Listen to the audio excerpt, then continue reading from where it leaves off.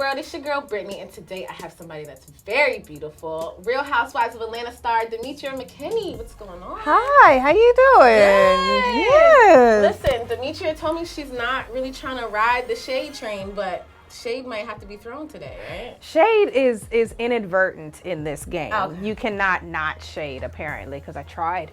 Didn't work. You tried to be the nice Tried to be nice, you know. Invite I tried to, everybody. you know, kumbaya, Jesus saves, you know, all of that stuff. Ain't nobody interested in that. No, No. It gets dirty down the A. Just a little bit. Just a little bit. It get dirty from the Southern Christian Belle down to the little meek and mild person going through everything. That it's such a circus that I really didn't understand until I got like right in it. Like, it's great entertainment when you ain't in it. Yeah. But once your name is the one kind of being thrown around, totally different. How do you deal with that? Because it's like sometimes your back's against the wall and then, you know, you lash out and you're like, oh, that wasn't a good moment for me. Well, that's exactly how I deal with it. That's exactly it. You know, especially with like last episode, you know, everybody kind of saw Phaedra making her remarks and this and this and this. I mean, it was like rapid gunfire. You know how you see the mobster movies? Yeah. And they got the Tommy gun and they just shooting and it's like, that's how I felt. Yeah. That's how I felt. So finally, when we got to Puerto Rico and I finally decided to just go ahead and let her have it, she's sitting there clutching her pearls and she can't believe that Jesus would allow this to happen to her. And, you know, oh my God, you know, Belle, you was ringing too loud. Right. You know what I mean? Just calm down and be great in your greatness over there. Just leave me alone. So we'll have to see how it plays out Sunday. Yeah, but you also had somebody that was holding you down. Claudia. Claudia has a mouth on her too. Yo. She's vicious with the tongue. She is no joke. Yeah. And it's not even just that she's vicious with the tongue. She's vicious with the tongue without a boundary. Like, she ain't gonna stop until like it's like, okay, medic. Yeah. Yeah. Yeah, pretty much. Okay, so your storyline kind of came in. You're a singer and you're an actress. Right. But you're putting your acting on hold right now, right? No, I've got you're 2 doing projects coming out, but I've taken like smaller roles so that I Okay. can still keep, you know, my regular thing going, but also pursue my passion at the same time. Right, and you invited the ladies to come check out your new video. Yeah. And you had some technical difficulties. Which happens. Hashtag first world problems. Yeah, it happens. And they were all like, taking notes, like, yeah, we ain't see this video yet. This is kind of, you know, even though I'm sticking it for you, just a little tad bit of Just shade. a little bit. In this game, you have to expect a little bit of shade to come from any angle, you know, but as long as you just grazing me and you ain't actually puncturing me with that bullet you throwing, I'll be okay. Okay. Yeah, so they let me have it. And then another storyline, obviously, is your relationship with Roger Bobb. Yeah. Are you with him right now, currently? Yeah. Yes? Okay, so you guys met on the set of House of Pain? Right. Okay, so how did, like, what about him is that you love? Because I heard that ladies love him. He is a 6'5" tall chocolatey. He's got a sexiness to him. Okay. He's got a confidence to him, but he's not arrogant. And he's honest about who he is. So when we met, we first became like really, really good friends. And the thing I love about him the most is that he allows me to be me. He doesn't drink, he doesn't party, he's not a clubber. Meanwhile, I'll drink, I'll cuss, I'm good at both. I'm at a strip club helping some young lady pay her bills. You know, I'm like, I have fun. Like, I live life and he lets me be me. And we grow together. We mesh so well together. Yeah. I have this saying, though, I don't really trust people who don't drink. But he'll feed you a drink, so he's not afraid of it. Okay. He's just not going to do it himself. He's going to watch what's going on around you and make sure I'm safe. That's good. Yeah.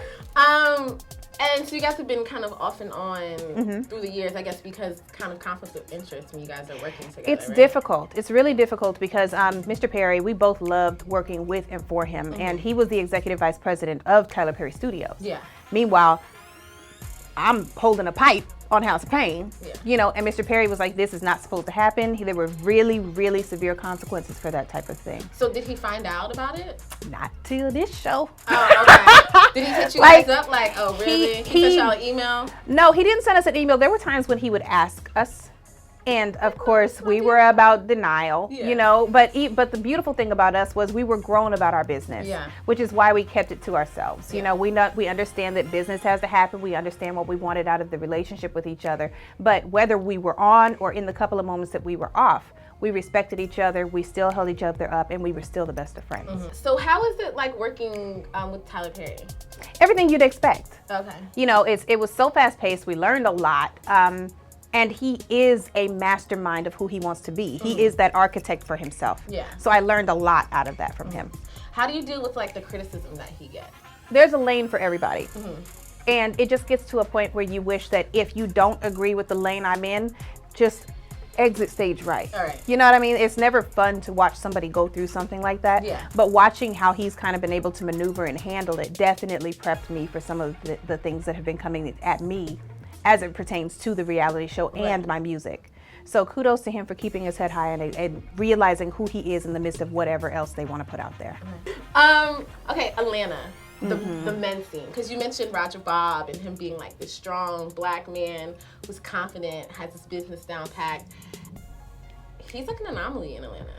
He's unique. How did you like navigate, like how long have you been living in Atlanta? I've been there about 13 years now. Okay, so when you first got to Atlanta, you probably like, this shit is for the birds. Honey, I was like, I'm not dating here.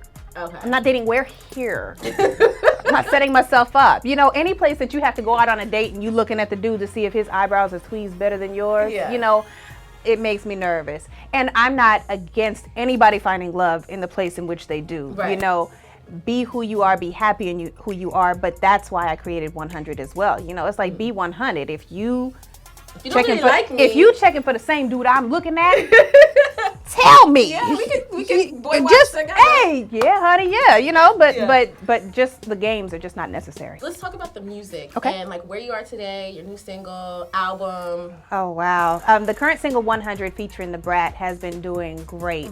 That's available on iTunes. You know, shameless plug, videos on Vimeo. Check that out.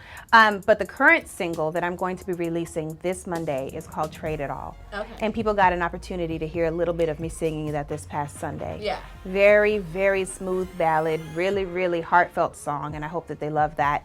The EP, Officially Yours is coming out in the next quarter, and it's coming into its own so much better than I thought I would have ever been able to put it together. Yeah. Even though I'm in this reality world, I am still doing my acting thing. You know, I got a couple of movies coming out. Yeah. Let the Church Say Amen is Regina King's directorial debut. Okay. Yeah, it stars Naturi Naughton, Hosea Sanchez, and then I've also got a movie called Sons to the Grave, which is based on a true story, and that's directed by Michael T. Williamson. And it stars Trevor Jackson, who's the Atlantic recording artist. He's like the six-something. Yes. So cute. He is such a charismatic guy. Like, he is going to go so far in his career. And it also has Darren Henson. It's got myself. But the story itself is so heart-melting. What's up, everybody? This is Demetria McKinney from Season 7 of Real Housewives of Atlanta. And you are watching Global Grind. I don't know why I like to do that. Stay away. No, my hot box is amazing now. Okay. It's really, but it drives people crazy. It's great. Yeah, that's kind of my Amish to her. I know people call it my Rick Ross girl, but it's really Little Kim. Okay. Well, she